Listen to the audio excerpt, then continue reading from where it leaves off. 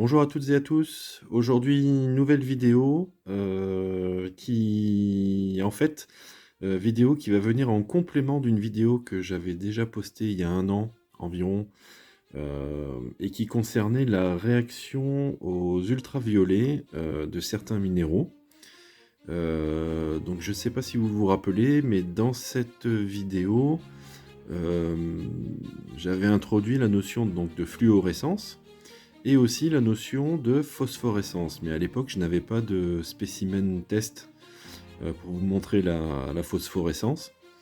Et puis donc là, cette semaine, j'ai reçu un échantillon qui est phosphorescent. Donc je vais pouvoir vous montrer, un peu ce que ça donne, aux ultraviolets. Alors je vous laisserai le soin de, peut-être de revoir la vidéo initiale, où je vous explique un peu plus en détail, le pourquoi du comment de la phosphorescence et de la fluorescence.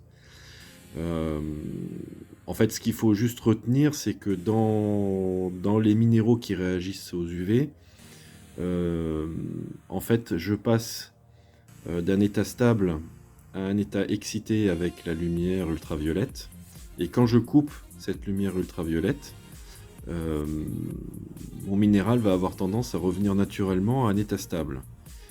Ce retour à un état stable, en fait, se fait soit, instantanément, soit progressivement dans le temps. Si c'est instantané, on va parler de fluorescence. Si c'est, progressivement dans le temps, on va parler plutôt de phosphorescence. Alors sur la table, là, je vous ai mis pour l'instant 2 échantillons. 1er échantillon à gauche, c'est une lucatite. Alors la lucatite, c'est une variété d'opale. Donc l'opale qui réagit aux UV. Donc vous voyez, c'est une opale plutôt bleutée. Et à droite, vous avez la traditionnelle fluorite, qui elle est très réactive aux ultraviolets, comme vous allez pouvoir le voir. Le principe, va être très simple. Je vais éclairer les 2 spécimens aux ultraviolets. Et puis, nous allons observer quand je vais couper, cette lumière ultraviolette, on va observer ce qui se passe. Et puis dans un deuxième temps, je ferai peut-être un petit focus uniquement sur la lucatite, pour vous montrer vraiment ce qui se passe, en introduisant un troisième spécimen. Donc c'est une petite surprise, qui est très jolie à observer, mais ça je vous le réserve pour tout à l'heure.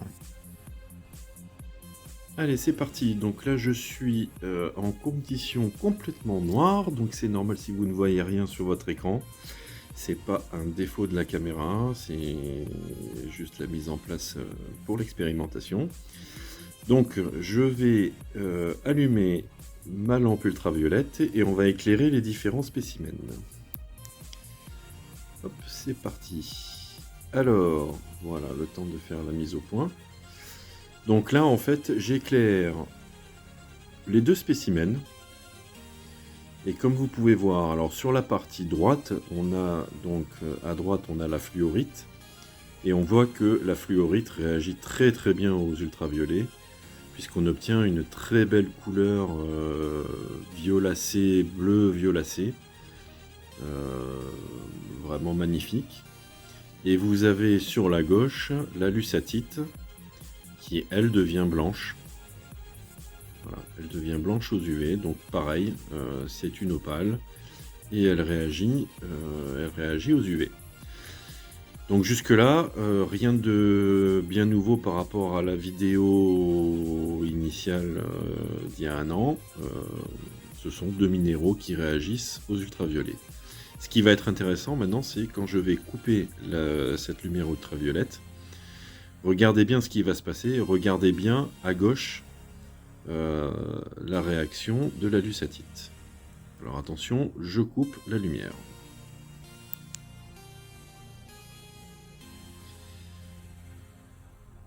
Vous avez vu? Donc quand j'ai coupé la lumière, ultraviolette, alors je vais rallumer pour que vous n'ayez pas un écran noir. Quand j'ai coupé la lumière ultraviolette, en fait, à droite la fluorite, bah, c'est complètement éteinte. Il n'y avait aucune réaction à la coupure. Donc je suis plutôt sur un retour à l'état stable, comme je disais tout à l'heure, un retour à un état stable instantané. Donc je vais parler de fluorescence. Par contre, si vous prenez le morceau de lucatite, quand j'ai coupé la lumière ultraviolette, alors il y a eu un petit problème de mise au point, mais je pense que vous avez pu le voir. La lucatite a continué à émettre de la lumière. Et cette lumière, c'est progressivement avec le temps, l'intensité s'est réduite. Donc là, on a été plutôt sur un phénomène de retour à un état stable, mais progressif dans le temps. Alors, je vous remontre ce qui se passe quand je coupe la lumière ultraviolette. Vous voyez, à gauche, je suis encore allumé. Là, ça y est, je n'ai plus de lumière. Donc c'est un phénomène assez rapide, hein, la phosphorescence, puisque c'est de ça dont il s'agit. Hein. La lucatite est phosphorescente. C'est-à-dire que quand je coupe la lumière ultraviolette, eh bien, mon minéral continue à rayonner de la lumière avec une intensité qui va se réduire avec le temps. Donc c'est de la phosphorescence. Alors en début de vidéo, je vous ai parlé d'une petite surprise. Voilà, je l'ai installée à la place de la fluorite de tout à l'heure. Donc vous avez maintenant sur la table deux spécimens de lucatite. Vous avez le morceau de lucatite classique sur la gauche, donc toujours le même. Et à la place de la fluorite, j'ai rajouté un fossile opalisé.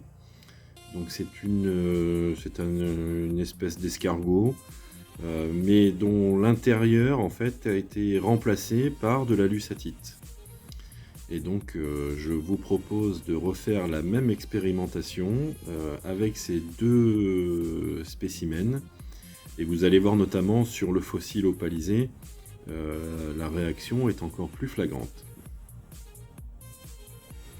Alors avant d'éclairer nos deux spécimens aux UV, je prends juste quelques secondes pour remercier ma fournisseuse justement de ces fameux spécimens. Donc c'est Alexandra de Geologic Garden. Donc Alexandra est une personne super sympa qui en plus propose de magnifiques minéraux bruts, des pierres taillées comme des saphirs d'Auvergne, ainsi que des bijoux magnifiques. Donc n'hésitez pas à aller faire un tour sur sa page. Je pense que dans notre milieu, c'est important de mettre en avant les fournisseurs vraiment tip top. Et Alexandra en fait partie. Allez, c'est parti pour les expérimentations. Retour dans les conditions noires, j'éclaire aux UV mes deux spécimens. Donc l'opale à gauche, le fossile à droite. J'éclaire, j'éclaire, j'éclaire. Et maintenant, quand je coupe la lampe aux UV,